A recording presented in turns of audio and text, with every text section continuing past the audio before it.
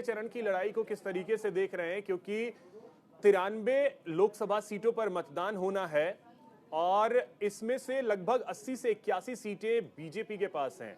लग रहा है कि तीसरा चरण बीजेपी के लिए काफी ज्यादा चुनौतीपूर्ण। बिल्कुल सही कहा आपने।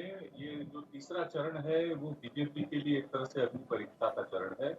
इसमें अधिकांश सीटें बीजेपी के पास हैं, उसको उसकी सीटें रिटेन करनी है और विपक्ष को देखना है कि उसमें से कितनी सीटें वो भारतीय जनता पार्टी से ले सकता है। जहां तक हम मौजूदा इस चुनाव को देख रहे हैं, उस समय जिस जिस तरीके से विपक्ष एग्रेसिव हुआ है, आक्रामक हुआ है और भारतीय जनता पार्टी अपने आप को डिफेंसिव मान रही है, डिफेंसिव देख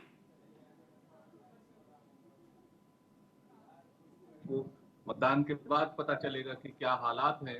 लेकिन मुश्किलों का सामना करना पड़ेगा, क्योंकि कई राज्यों में वहां जहां भाजपा लगभग सभी सीटों पर काबिज है, उन सभी सीटों को बचा पाना उसके लिए मुश्किल है।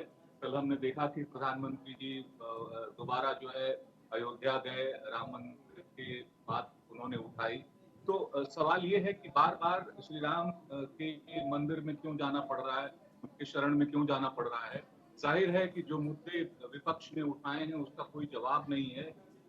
जो भारतीय जनता पार्टी है उसके घोषणा पत्र में ऐसी कोई बात नहीं है जिससे लोग आकर्षित हो सके, तो वो बार बार प्रभु श्री राम के चरणों में जा रहे हैं, उनके शरण में जा रहे हैं और एक तरह से वही मैसेज देने की बात है कि जो श्री राम को लाए हैं उन्हें आप ले आइए। लेकिन मैं याद करता हूं कि जिस समय राम मंदिर की प्राण प्रतिष्ठा हुई, उस समय संघ प्रमुख मोहन भागवत ने एक महत्वपूर्ण बात कही थी कि राम राज्य को अगर लाना है तो राम के आदर्शों का भी पालन करना होगा। आज देखना है कि क्या भारतीय जनता पार्टी भगवान श्री राम के आदर्शों का पालन कर रही है। क्या जिस तरह से श्री राम का आदर्श रहा है इस देश में, एक मर्यादा पुरुषोत्तम के रूप में, क्या उस मर्यादा का पालन किया जा रहा है या सिर्फ श्री राम के नाम को पुनाया जा रहा है। तो मुझे लगता है कि ये चरण जो है, ये तीसरा चरण बहुत ही कठिन होने वाला है भारतीय जनता पार्टी के लिए।